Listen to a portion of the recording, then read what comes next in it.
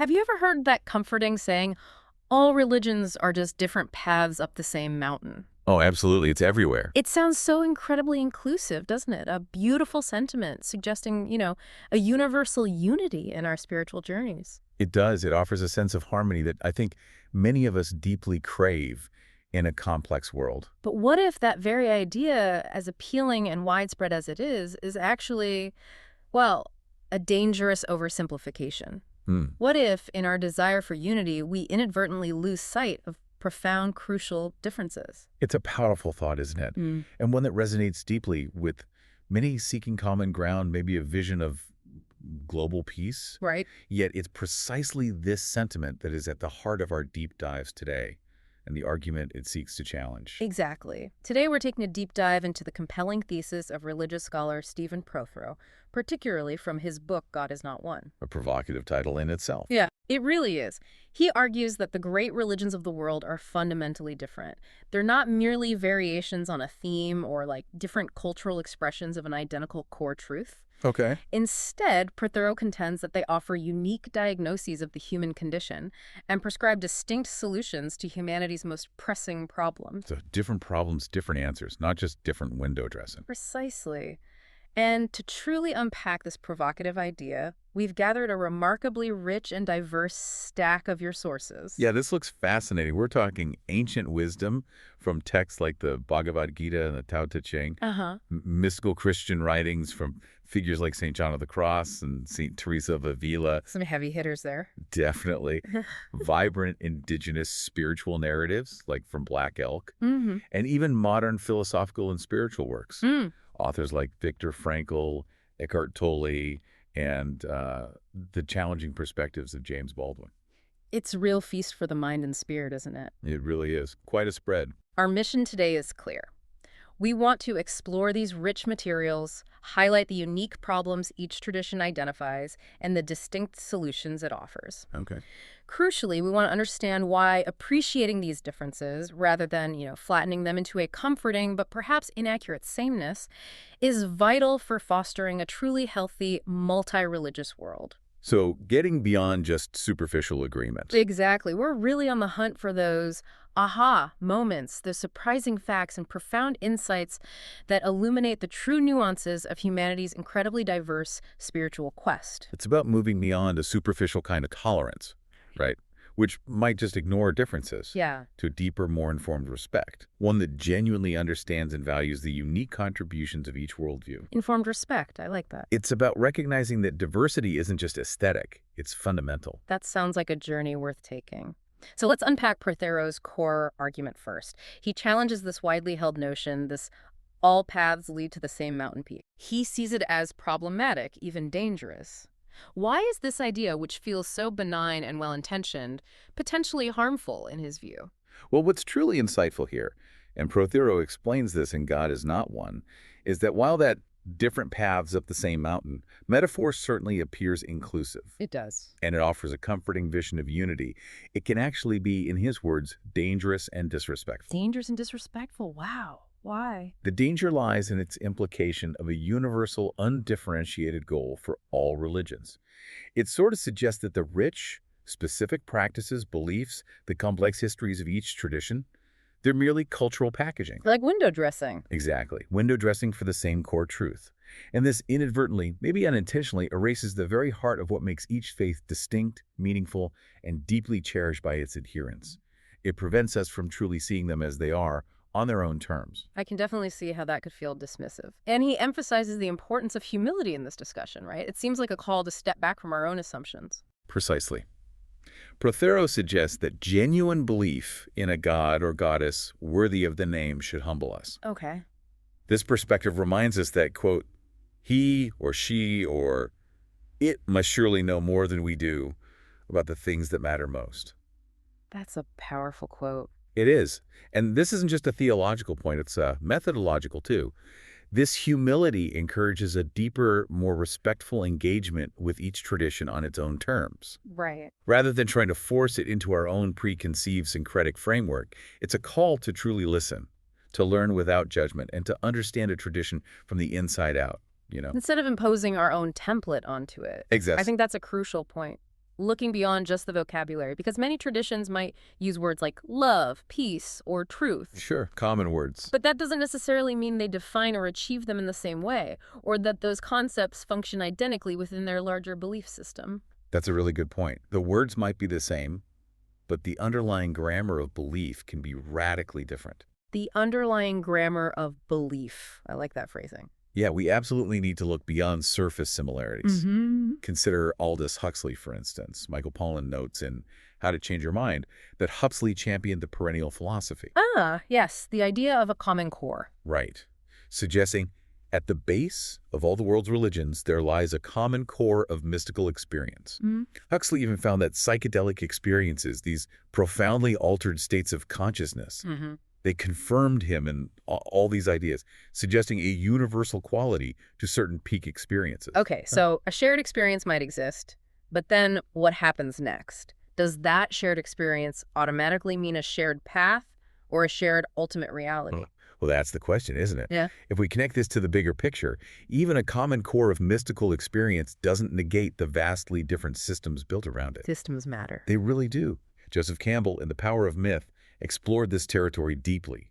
He saw mythology as the song of imagination, implying universal patterns in human storytelling and spiritual yearning. He acknowledges the common theme of mystical union with God. But, and this is crucial, he points out that historically, claiming such union could be incredibly dangerous. Oh, so... For instance, he notes that in the Middle Ages, mystics proclaiming oneness with the divine, I and the Father are one, were often burned as heretics. Wow. By the very religious institutions that were supposed to guide spiritual seekers. That's stark. It is. It highlights that while the feeling or the experience might be similar across individuals or even cultures, the interpretation, the acceptance, and the integration of such experiences diverge profoundly within different religious frameworks. So the systematic theology, the community, the rituals, the whole structure built around the experience that matters immensely. Absolutely. It's not just about the peak moment. It's about what you do with it, how your tradition understands it. Wow. That's a powerful reminder that these differences aren't just academic. They can be life and death. It truly clarifies the stakes when we talk about respecting a tradition on its own terms. Okay, so now that we've set the stage with Prothero's powerful argument, let's dive into some specific examples from our sources. Let's do it. This is where we really see how diverse humanity's spiritual quests are, each identifying a distinct human problem and offering a unique pathway to resolution. We'll be looking at the what, the why, and the how for each. Sounds good. Let's start with traditions that focus on the problem of a disordered self and society, often addressed through ethical cultivation and social harmony. Right, a very practical starting point for many wisdom traditions. Indeed. Excellent. First up, Confucianism. We've got Mencius here, a key follower of Confucius who really amplified his philosophy. What was their central diagnosis of the human problem? Well, in Confucianism, particularly as amplified by Mencius, the core diagnosis for the human problem isn't really about sin in a theological sense or a fundamental flaw in human nature. Okay. It's more a profound lack of Ren. Ren, R-E-N. Exactly. It's not just a simple word. Ren encapsulates things like humaneness, benevolence, compassion. Got it. Mencius taught that human nature, or Kixing, is innately good, like a sprout that needs nurturing. Like potential. Right. The problem arises when this good nature is either corrupted, ignored, or simply neglected. And this moral decay isn't just individual. It's often made worse by, say, unbenevolent governance. It impacts the whole social fabric. So the problem is essentially a failure to fully realize our inherent goodness and build a harmonious society around that. That's a great way to put it. Yeah. That's a very human-centered understanding. So if that's the diagnosis and this lack of Ren and potential for societal discord, what's the Confucian solution? How do they propose we fix it? The solution lies in actively cultivating that Ren. How? Through rigorous ethical teachings and meticulous practice of social relationships. It's about practical interpersonal ethics for a flourishing society, starting within the family and extending outward. So relationships are key. Absolutely central. Mencius further emphasized that government should treat common people with profound benevolence, because a benevolent ruler inspires virtuous citizens. Lead by example. Exactly. This cultivation of inner goodness, projected outward into proper social roles, rituals, and political order, is the path to resolving the human condition. It's interesting how it finds its spirituality not in, an external deity or an afterlife, but within the meticulous cultivation of human relationships and a moral, well-ordered society. Precisely. It's a deeply human-centered path to flourishing, accessible, and practical for everyone. That's a very grounded, practical approach. Now, if Confucianism gives us a vision of outward harmony, where do we turn when the discord feels entirely internal? Good question. That's where Stoicism offers a powerful, albeit rigorous answer. Right, figures like Marcus Aurelius, Epictetus. Let's see how they tackled this. Indeed.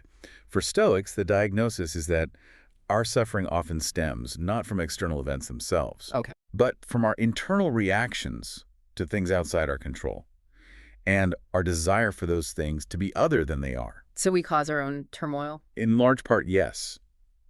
By fixating on what we cannot change, by forming attachments to external circumstances or opinions that are fundamentally unstable.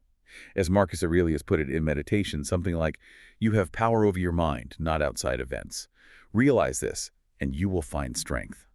So the problem then is our undisciplined mind and emotions. That's the core of it. So the Stoics are really asking us to look inward, to master ourselves. But what does that actually look like in practice? How do they suggest we achieve that kind of inner control? Well, the Stoic solution is to align oneself with the will of God, which for them often meant the rational, natural order of the universe. The logos. Right, the logos. And to practice equanimity. Yeah. This isn't indifference, though. It's a profound inner calm in the face of life's inevitable ups and downs. It means cultivating virtues like wisdom, justice, courage, temperance, and even extending to the love of enemies, because it's not about them, it's about maintaining your own virtue. That's challenging. Extremely. The entire practice is about recognizing what is within one's control, one's perceptions, judgments, reactions, and letting go of what is not. It's a rigorous philosophical discipline, then. It is, to achieve inner peace and acceptance, allowing one to flourish regardless of external circumstances. This highlights that the fundamental problem for Stoicism is internal turmoil, and the solution is this rigorous philosophical discipline to master one's perceptions and reactions. Instead of being tossed about by external events. Exactly. Okay, from the challenges of self and society, let's pivot to traditions that focus on suffering and attachment, offering distinct paths to liberation. Buddhism is a prime example here, and its insights have deeply influenced modern psychology. Absolutely. In Buddhism, the diagnosis is explicit and universal. The human problem is dukkha. Dukkha, often translated as suffering. Right, but it's broader than just physical pain. It more accurately encompasses dissatisfaction, unease, and inherent unsatisfactoriness of existence. Okay, and what's the root of this dukkha? It's rooted in attachment, craving, and ignorance, are clinging to impermanent things, people, even ideas. Things that inevitably change or disappear. Precisely. As texts like the Dhammapada and modern teachers like John Kabat-Zinn and Pema Chodron explain, our minds are turbulent, easily distracted, and prone to harsh self-judgment. Sounds familiar. Doesn't it? We endlessly grasp at experiences we want and push away those we don't, which inevitably leads to dissatisfaction when they change or are lost. And the Buddhist solution isn't about external rescue, is it? It's more about a profound internal transformation, a pathway to true freedom from this cycle of craving. Exactly. It is a profound path of self-transformation, often described through the Noble Eightfold Path. Right conduct, right mindfulness, etc. Right. The Dhammapada emphasizes ethical conduct, telling the truth, not being angry, practicing generosity, cultivating gentleness. It states, learning day and night. Upon nibbana intent, intoxicants come to an end. Nibbana. That's liberation, right? Not heaven. Correct. Not an afterlife place, but a state of ultimate liberation, freedom from suffering, profound peace, a cessation of craving and egoic clinging. And how do modern practices approach this? Modern practices, as taught by Kabat-Zinn in Wherever You Go, There You Are, and Taro Brach in Radical Acceptance, really focus on mindfulness and concentration. Okay. This involves cultivating a calm and stable mind, achieving one-pointedness or samadhi through sustained attention, often just on the breath. Simple, but not easy. Not at all. And Pema Chodron's work further encourages making friends with thoughts and emotions and cultivating loving kindness, really transforming our relationship to inner experience. So a crucial insight here is how Buddhism offers this path of self-transformation, this liberation from dissatisfaction through specific mental and ethical disciplines. Yes, fundamentally changing our relationship to reality. That's a rigorous but incredibly empowering approach, taking responsibility for one's inner world. Now, for an even more radical path to liberation and detachment, let's look at Jainism. Ah, Jainism. Yes, this tradition really pushes the boundaries of asceticism. How so? What's their diagnosis? Jainism offers an incredibly austere perspective, particularly exemplified by the Digambara sect. For them, the human problem is attachment. Attachment, again, like Buddhism, but maybe taken further. Yes, attachment to worldly possessions, to the body itself, and, crucially, the potential for harm himsos to any living organism, no matter how small. Any living organism. Wow. They perceive these attachments and the karmic accumulation from violence, even unintentional violence, as what binds one to the cycles of rebirth and prevents ultimate liberation or moksha. So the problem is our inherent entanglement with the material world and its propensity for harm. Exactly. So how do they solve this? I recall our sources mention a very distinctive and, frankly, extreme practice. How does this radical detachment manifest? Their solution is extreme asceticism and profound renunciation. Digambara monks literally live completely naked. Naked. Yes, clad only in the sky, as they say. They reject even clothes as possessions because they believe any garment is an attachment to the material world. That's a commitment. It is. They meticulously avoid washing clothes, as that could unintentionally harm microscopic organisms.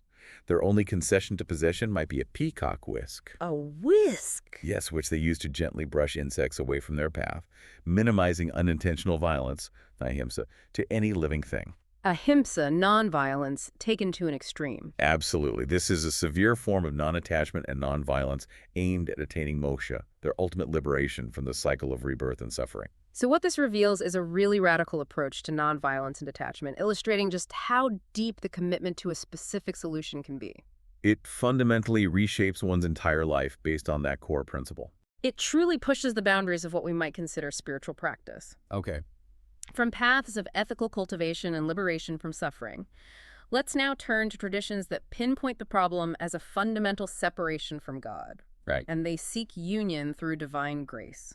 Christian mysticism is a particularly rich and often intense area here. Indeed. For Christian mystics like St. Augustine, St. John of the Cross, St. Teresa of Avila, the diagnosis of the human problem is multifaceted and deeply theological. What's the core issue? It primarily involves sin, self-will, and an overwhelming attachment to worldly things. These create a fundamental separation from God due to our fallen nature. Fallen nature, okay. St. Augustine in Confessions speaks eloquently of seeking joy in fatuous ambition and living in ignorance of the soul's value, finding true rest only in God. Right. Our hearts are restless until they find their rest in thee. Exactly that quote. Yeah.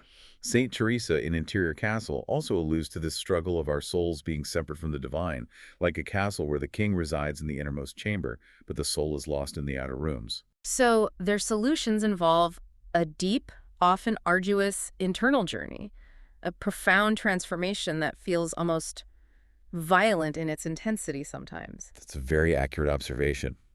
The solution often involves a process of purgation and eventual union with the divine. Purgation. Yes. St. John of the Cross, in Dark Night of the Soul, describes enduring a dark night of the spirit. This is a period of intense spiritual desolation filled with aridities and temptations. Sounds rough. It's meant to be. It's all designed to remove the stains of the old man, the impurities of the ego and self-will. So a painful, purifying process. Very much so. Sometimes likened to suffering a cruel spiritual death, leading ultimately to a spiritual resurrection and the union of love with God. And St. Teresa? St. Teresa of Avila, in Interior Castle, details an interior journey through many mansions within the interior castle of the soul. The goal is discovering God dwelling within, focusing on a meek stirring of love in our will, rather than external comforts or dramatic visions. So it's an internal quest for the divine presence. It sounds like it's about radical self-abandonment and relying on divine grace rather than just human effort. It's not a self-help regimen. Not at all. Precisely. Yeah. Dietrich Bonhoeffer, in The Cost of Discipleship, speaks of renouncing oneself and all things, taking up one's cross to follow Christ. That's a radical call to self-denial. The Theologia Germanica, another text, states that blessedness is found alone in God and in his works, existing within me. It emphasizes that this union isn't some distant goal, but an internal reality to be uncovered. And C.S. Lewis, he had a take on this too. Yes, through his devilish character Screwtape, Lewis offers a critique of superficiality. He highlights the devil's strategy of getting people to treat Christianity as just a means to other ends. Like social respectability or comfort. Exactly. Right. Rather than believing it because it is true, he argues this corrupts the path to genuine union. So a crucial insight here is how these paths emphasize a deep, often arduous internal transformation, relying profoundly on divine grace and radical self-abandonment to bridge the perceived gap with the divine. Yes, a solution far beyond mere ethical living or mindfulness alone. That's a very clear delineation of a complex spiritual path. What about Islam? How do they diagnose and solve the problem of separation from the divine, which I imagine is very central? Very central indeed. In Islam, as revealed in the Quran, the primary human problem is shirk. Shirk, S-H-I-R-K. Correct. This is the grave sin of associating other gods or partners with Allah, with God, or having an insincere faith and ultimately turning away from the one all-conquering God. So a betrayal of monotheism. Yes. It represents a fundamental misalignment with divine truth and a betrayal of humanity's true purpose, to worship God alone. So a strong, singular emphasis on absolute monotheism and sincere devotion. It's a very clear framework. Absolutely. The solution is to call on God sincere in faith, recognizing him as the source of all generation, and accepting his absolute sovereignty over all creation. Submission. Yes, Islam itself means submission to God. This involves submission to his will through prayer, fasting, pilgrimage, charity, smen, the pillars of Islam. And what about the mystical side? Sufism, like Rumi. Ah, yes. For mystics like Rumi within the Sufi tradition, this takes on an even deeper internalized dimension. In the Masnavi, Rumi suggests that the deepest mystery of God is contained within the pure heart. An inner journey. Exactly. It emphasizes an inner journey that can transcend outward ritual, though not necessarily rejecting it. The Hajj, the pilgrimage to Mecca, is a powerful metaphor for this inner realization. How so? Rumi implies this with the story of the sheikh, who, instead of just focusing on the physical Kaaba, says something like, "I contain his deepest mystery." It emphasizes the internal realization over the external form. That's beautiful. It highlights a singular focus on the oneness of God and sincere devotion, with these mystical interpretations emphasizing the profound divine presence within the purified heart. Offering a path of profound interiority even within a highly structured faith. Precisely. Okay, now let's look at a more modern yet distinctly Christian-rooted perspective with A Course in Miracles. This offers quite a radical take on our problems. It really does. A Course in Miracles, as articulated by Marianne Williamson in A Return to Love and the Course in Miracles Society. It diagnoses the fundamental human problem as living in illusion. Illusion. Yes, denying God and believing in guilt. It suggests that our ego defined this, driven by this unconscious thought, I am not enough, which leads to a continuous need to get more so that I can be more. A constant seeking outside oneself. Exactly. This creates the illusion that there is you and a totally separate other, fostering separation. It even goes so far as to call thinking as a disease, suggesting our perceptions are largely governed by fear. Wow. Thinking as a disease. And it says we get hooked on looking outside ourselves for answers to our pain, unwilling to take responsibility for our inner state. So the path they propose isn't about changing the world, but about a radical shift in our internal perception and a profound redefinition of responsibility. Exactly. The solution presented is the circle of atonement through the Holy Spirit, which leads away from illusions and guilt towards the real world, a perception of oneness and love. Okay. Faith, belief, and vision are seen as the means to holiness, but the ultimate goal is certainty, direct knowing. Critically, forgiveness is presented as the complete escape from pain. Forgiveness. How does that work in the Course? It's not about excusing others' actions. It's about looking within to change our own thoughts and release our judgments, regardless of what others do. So it's entirely an internal shift. Entirely. The Course states something like, whoever is saner at the time is to invite the Holy Spirit into a situation, implying a profound internal responsibility for one's emotional state and perceptions. What's truly revolutionary here, then, is that this modern path emphasizes this internal transformation of perception and radical self-responsibility for emotional states. Yes, offering a unique diagnosis and solution that places the power of change entirely within the individual's mind. That's a powerful internal shift that challenges a lot of our conventional thinking. Now let's explore traditions that focus on a problem of disconnection and unfulfillment, and their solutions for embracing a universal oneness. Okay, oneness. We start with Hinduism, a vast and ancient tradition. Indeed. In Hinduism, particularly within the framework of the Bhagavad Gita, the Upanishads, and teachings of figures like Yogananda. The human problem is diagnosed as being unduly influenced by material senses and the reactive mind, Okay. and a fundamental lack of kena consciousness, or understanding of the true self, the Atman, and its intrinsic connection to Brahman, the ultimate reality. So our energy is unstable, reactive, caught up in worldly things. Exactly. Entangled in cultural affairs and the cycle of karma, leading to a profound sense of dissatisfaction and separateness. And the solutions are quite multifaceted, right? Spanning devotion, intellectual understanding, rigorous spiritual practice. It's a rich tapestry of approaches. Absolutely. One prominent solution is kind to consciousness, particularly in devotional paths like bhakti yoga. Bhakti, devotion. Right, which involves a gradual development to control senses, mind, and intelligence, engaging in devotional service and worship, to kina as the source of all spiritual and material worlds, as stated in the Bhagavad Gita, as it is. And other paths. Another more introspective path involves yoga and asceticism. This includes achieving purity through rigorous physical austerities, or tapa, Tapa. then practicing pratyahara. This is a vital step of sensory withdrawal, learning to pull your attention inward from the constant stream of external distractions. Turning inward. Yes, which prepares the mind for mastering dhyana, deep meditation, and samyama, a powerful combination of concentration, meditation, and absorption. Samayama. Okay, Yeah. The ultimate goal here is to attain samadhi, Samadhi. Enlightenment. Union. described as continuous, effortless linkage of the attention to a higher reality. It leads to insight into the true self, Atman, and its connection to the universal spirit, Brahman. So self-realization. Exactly. Yeah. And Yogananda, in Autobiography of a Yogi, points to a kind of universal accessibility, observing that the beloved's name sounds sweet from all lips, ignorant or wise. Suggesting a common thread of divine presence, even if the paths are diverse. Precisely. This highlights Hinduism as this incredibly multifaceted spiritual tradition, offering paths of devotion, intellectual understanding, rigorous physical and mental disciplines, all aiming for self-realization and union with the divine. Each tailored to different temperaments. That encompasses a vast spectrum. Moving to Taoism, we find a different kind of harmony, one deeply connected to the natural world. Yes, Taoism, as presented by Lao Tzu in the Tao Te Ching, and maybe more playfully by Benjamin Hoff in the Tao of Two, Right. it diagnoses humanity's problem as being led astray by arrogance, excessive complexity, and intellectual striving. Because, as Hoff colorfully puts it, brain can be fooled. Trying too hard. Essentially, yes. Yeah. Humanity attempts to force things against the way things work, against the natural flow. We're too focused on trying to get rather than to give, constantly striving and interfering. Which ultimately interferes with the natural flow and brings about discord. Exactly. So the solution isn't about active intervention, but about returning to a kind of natural simplicity and effortless action.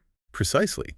The solution lies in embodying the Tao itself. The way. Right, which is described as eternal, one without a second, subtle, and profoundly simple. This involves discarding arrogance and complexity, embracing a simple childlike approach, and trusting inner nature. How does that work practically? It's about cultivating wu-wei. Wu Wei, effortless action. Right, which isn't about laziness or inaction, but about acting in perfect harmony with the natural flow of things, like water finding its path around a stone, rather than trying to force or control outcomes. Go with the flow. In a profound sense, yes. As Hoff says, work with circumstances instead of saying, this isn't supposed to be happening this way. True virtue, in this context, is found in giving and in spontaneous natural action. So this reveals a philosophy of naturalness, effortless action, profound simplicity, emphasizing harmony with the cosmic flow. Yes, rather than assertive, ego-driven intervention, a truly unique path to flourishing. That sounds like a radical acceptance of what is and letting go of control. Speaking of contemporary approaches, Eckhart Tolle's work, like A New Earth, resonates with some of these themes of present-moment awareness. It does indeed. Eckhart Tolle diagnoses the human problem as the ego defining us. The ego again? Yes, driven by that unconscious thought, I am not enough, which leads to a constant need to get more so that I can be more. The seeking continues. It creates an illusion that there is you and a totally separate other, fostering conflict and separation. Even goes so far as to call thinking as a disease. It's like the Course in Miracles. Similar idea, yes. Suggesting that our minds, when left unchecked, create a constant internal narrative disconnected from the present moment, governed by fear and a sense of lack. This fragmented, egoic consciousness keeps us from experiencing true peace and interconnectedness. So his solution is to transcend the ego to achieve presence and oneness, a kind of immediate spiritual awakening in the here and now. That's the core of it. His solution is to give up defining yourself to yourself or to others, and instead be a field of conscious presence. This involves freeing oneself from enslavement to the mind, entering and sustaining an enlightened state of consciousness in the now. It's about disidentifying from the incessant stream of thought and accessing the stillness and space beneath it. Being present. Deeply present. The goal is experiencing oneness with all that is, as self-evident reality, a profound sense of interconnectedness that dissolves the illusion of separation. So a crucial insight here is how this contemporary path focuses on transcending egoic identity and cultivating present moment awareness. Yes, to realize an underlying unity and peace, offering a direct, experience-based solution to the problem of egoic fragmentation. These are all very spiritual or religious paths we've discussed, but Viktor Frankl offers a profound perspective that, while not traditionally religious, addresses fundamental human problems with a powerful existential lens. Frankl's work is incredibly powerful, yes. In Man's Search for Meaning, he diagnoses the problem not in theological or mystical terms, but as existential frustration. Existential frustration, what does that mean? It often leads to a loss of hope and a compensatory, often desperate search for pleasure. He emphasizes that humanity's will to meaning is a primary driving force. The drive for purpose. Exactly. And when this is thwarted, it causes immense suffering, a profound void within the individual. The problem is a lack of discernible purpose in life. And his solution is rooted in individual choice and the pursuit of purpose, even in the most extreme and dire circumstances, like those he experienced in concentration camps. Absolutely. His solution centers on active choices and the pursuit of meaning in life, even in the direst circumstances. He famously observed that those who survived the camps often had a why to live for. A reason to endure. Right. Individuals are self-determining within the given limitations. They retain the freedom to choose their attitude and find purpose, whether through creating a work, experiencing something beautiful, or choosing one's attitude towards unavoidable suffering. It's a powerful existential perspective on finding purpose and agency in the face of suffering, Demonstrating a non-religious, yet profoundly spiritual response to fundamental human problems. It emphasizes the enduring power of the human spirit to find meaning. Moving now to problems of oppression and identity and the cultural and social resilience that emerges, the Lakota Sioux provide a powerful and poignant example of a community facing existential threats. Yes, for the Lakota Sioux, as documented in Black Elk Speaks, the diagnosis is stark. Existential threats, pervasive hunger, and profound oppression from the Wasichis, the white men who speak with forked tongues. So the problem is external imposition, the threat of cultural annihilation. Exactly. There's a clear danger of losing their sacred way of life, their ancestral lands, their very cultural identity. And their solution involves profound spiritual visions, communal rituals, and a deep connection to their land and people, drawing on ancient wisdom to maintain their sacred hoop. Yes, the solution lies in relying on profound spiritual visions, like those Black Elk himself received, and communal rituals, things like bison hunt formations, healing ceremonies with sacred herbs, red canes, animal powers. Okay. All of this serve to strengthen the sacred hoop. That's a metaphor for the unity and well-being of the people and their relationship with the natural world, to unite them and restore their strength in the face of immense adversity. And Black Elk himself integrated different traditions. It's fascinating. His personal path involved creatively drawing on both Sioux and Christian religions. He apparently believed the Sioux religious way of life was pretty much the same as that of the Christian churches and spoke of the powers of the universe that are one power in his vision. Interesting syncretism. It showcases a vibrant indigenous tradition with unique ceremonies, an emphasis on collective well-being, that sacred relationship with nature. Alongside this personal example of syncretism, it illustrates how different cultures address problems through their specific spiritual lens. In a profound and resilient way, that's a beautiful demonstration of resilience and adaptation, and a poignant reminder of cultural loss. James Baldwin, in The Fire Next Time, offers another powerful and painful illustration of how religion intersects with oppression, specifically within the context of racial injustice in America. Baldwin's diagnosis is sharp, unflinching, and deeply critical. He observes that the American Negro is a unique creation, taught to despise themselves in a white world that holds power and ensures they are seen as inferior. Creating deep psychological wounds. Yes, leading to a constant risk of paranoia, an inability to distinguish real from fancied injury, warping perception. And for Baldwin, Christianity, as presented by white men, has often been a tool of oppression. He cites the Bible written by white men, the idea of being a descendant of Ham, predestined to be a slave, thus twisting a spiritual tradition into a justification for injustice. And he describes his own deeply personal struggle with faith in this context, grappling with how a religion he was raised in could also be a source of such pain. He certainly does, and it's a profound testament to his intellectual honesty. Baldwin wrestled profoundly with traditional Christian faith, finding its doctrines, like fear of hell versus love, difficult to reconcile with his lived experience and observations of racial inequality. Questioning its divine inspiration. Yes. He gradually realized the Bible was written by men and translated by men, and questioned divine inspiration when his own visions differed from his father's.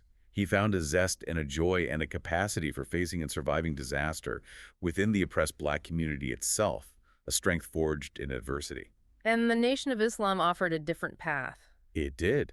The Nation of Islam offered a different diagnosis, identifying white devils and white teaching as the source of suffering, advocating for Black nationalism as a solution. But Baldwin's struggle remained personal. Deeply personal, articulated in his poignant question.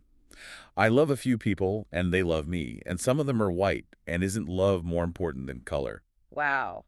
That powerfully illustrates how the same religion, Christianity, can be seen as both a source of oppression and a personal struggle for truth. And how new religious movements offer radically different diagnoses and solutions for deeply entrenched societal problems like racism. It profoundly underscores Prothero's point about fundamental differences. It's a stark reminder that the problem itself can be defined so differently based on lived experience and historical context. Now let's shift to a path focused on conflict and mastery, with Bushido, the way of the warrior. Bushido. As exemplified by the legendary Miyamoto Musashi and the complete Musashi, here, the diagnosis of the human problem isn't really moral or spiritual in the way we've mostly discussed. More practical. Very practical. It's danger, enemy attack, and a lack of martial skill, strategy, and honor. Life is often perceived as a contest, a constant battlefield requiring mastery for survival, protection, and honorable living. So the problem is a lack of preparedness in a dangerous world. That's a good way to put it. So the solution is rigorous self-discipline and strategic prowess, a mastery of both body and mind to navigate conflict. Precisely. The solution involves rigorous discipline in martial arts, mastering swordsmanship techniques, understanding the enemy's movements, cultivating an honorable reputation, and preparedness for an honorable death. The brush and sword in accord. Exactly. Musashi's writings emphasize that the ideal of a warrior skilled in both martial and genteel arts, a balance of power and culture. This is a distinctly non-theological path focused on physical and mental discipline for practical mastery and honorable conduct.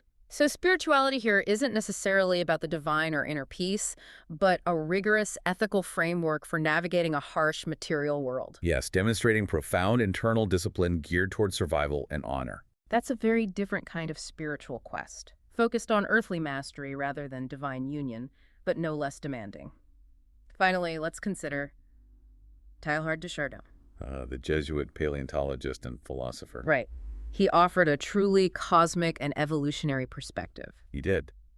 Teilhard de Chardin, in The Phenomenon of Man, diagnoses the problem for humanity as its inherent fragmentation and lack of unified consciousness. Fragmentation. He believed this fragmentation prevents further cosmic evolution, hindering humanity from reaching its full potential, a kind of arrested development on a global scale. The problem is humanity's failure to coalesce into a higher form of consciousness. And his solution is a grand, almost scientific vision of collective consciousness, leading towards an ultimate point of spiritual convergence. Absolutely.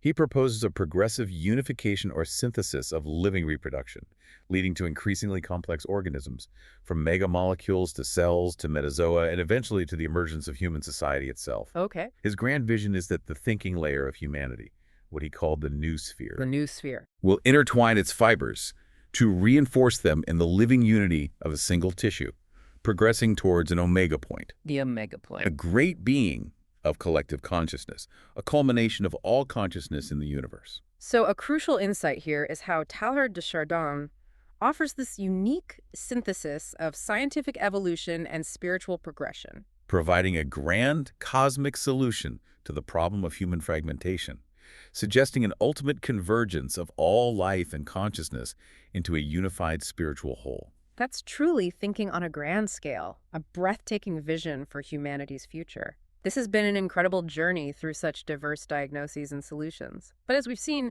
while the frameworks are vastly different, there can still be shared human experiences, right? Indeed. While traditions clearly have distinct systems and goals, common threads exist in human experience, particularly in mystical insights or moments of profound connection. Like the Yogananda quote. Exactly.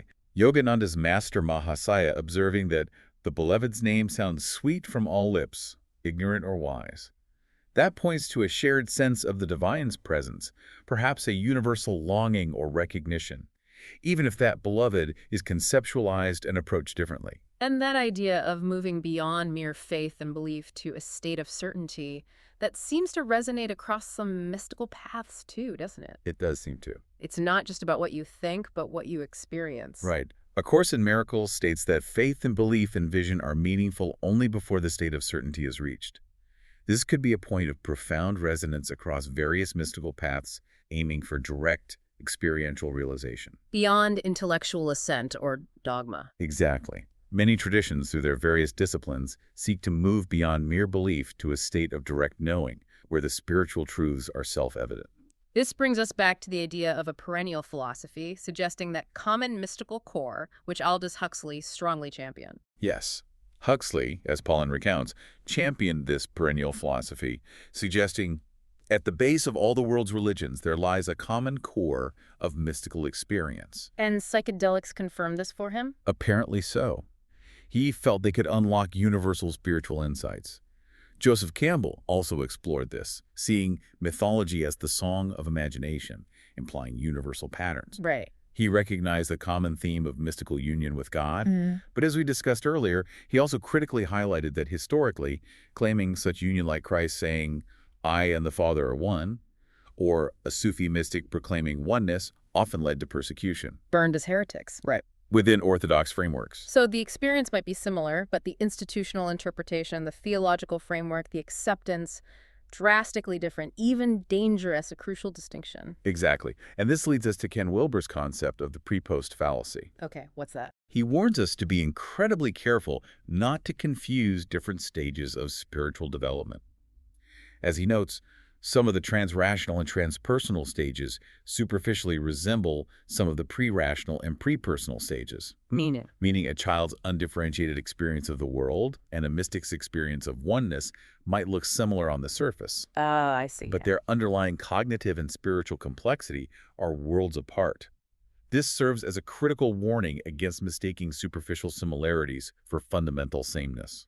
Which supports Prothero's view that differences genuinely matter. We need the full context. Absolutely. Depth and nuance are crucial. And speaking of belief, Alistair McGrath even argues that atheism itself is a form of faith, not just an absence of it. That's an interesting and provocative point McGrath makes. He suggests atheism is a form of faith, requiring a leap of faith when addressing things that really matter in life, that extend beyond scientific demonstrable proof. Like choosing democracy over totalitarianism. Exactly his example. Not something settled scientifically, but demanding a conclusion based on conviction. This suggests the human need for meaning or conviction isn't solely confined to traditional religion. Even rejecting traditional religion requires a stance, a commitment on fundamental questions. It reveals that the search for meaning is a human constant, whether expressed religiously or secularly. And Don Miguel Ruiz, in The Fifth Agreement, encourages an even deeper, radical skepticism toward all belief systems. Ruiz offers a really radical call to discern truth, placing immense personal responsibility on the individual.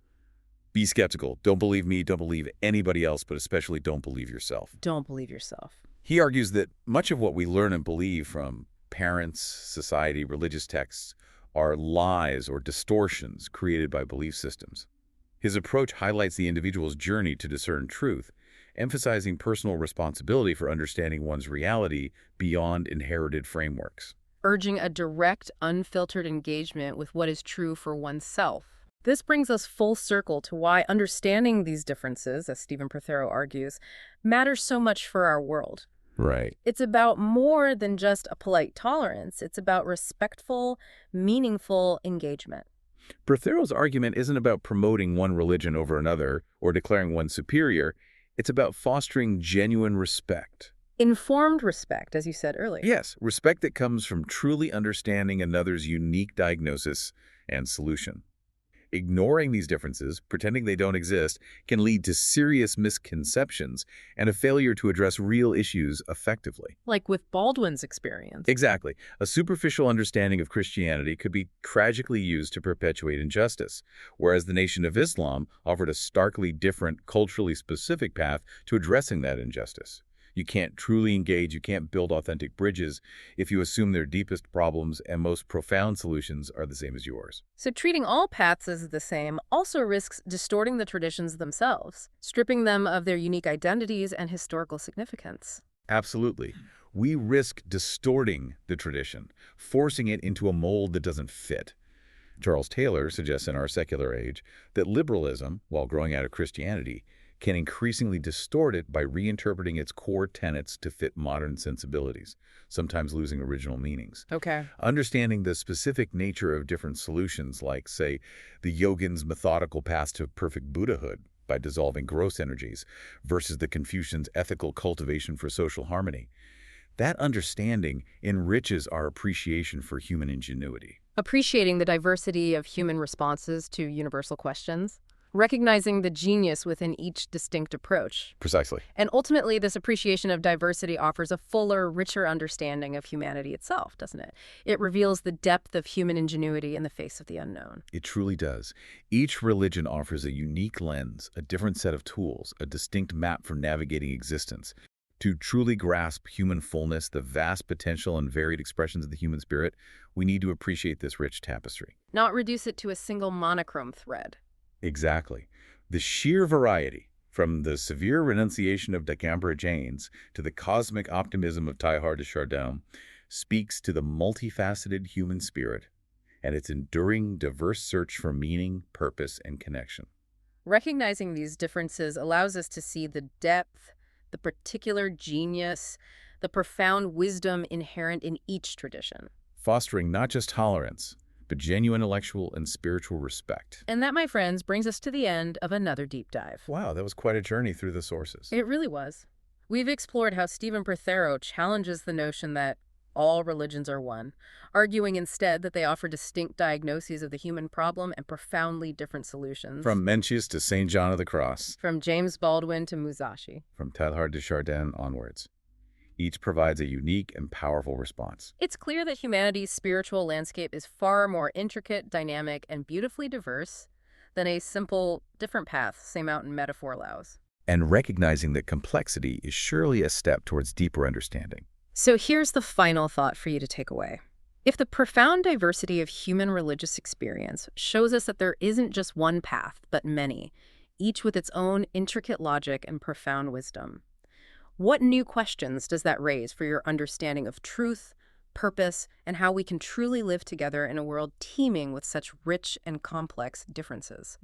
How might genuinely seeking to understand the unique problem and solution of another's worldview change the way you engage with the world around you, fostering not just tolerance, but that profound and informed respect we talked about? Something to chew on. Definitely something to chew on. Until next time.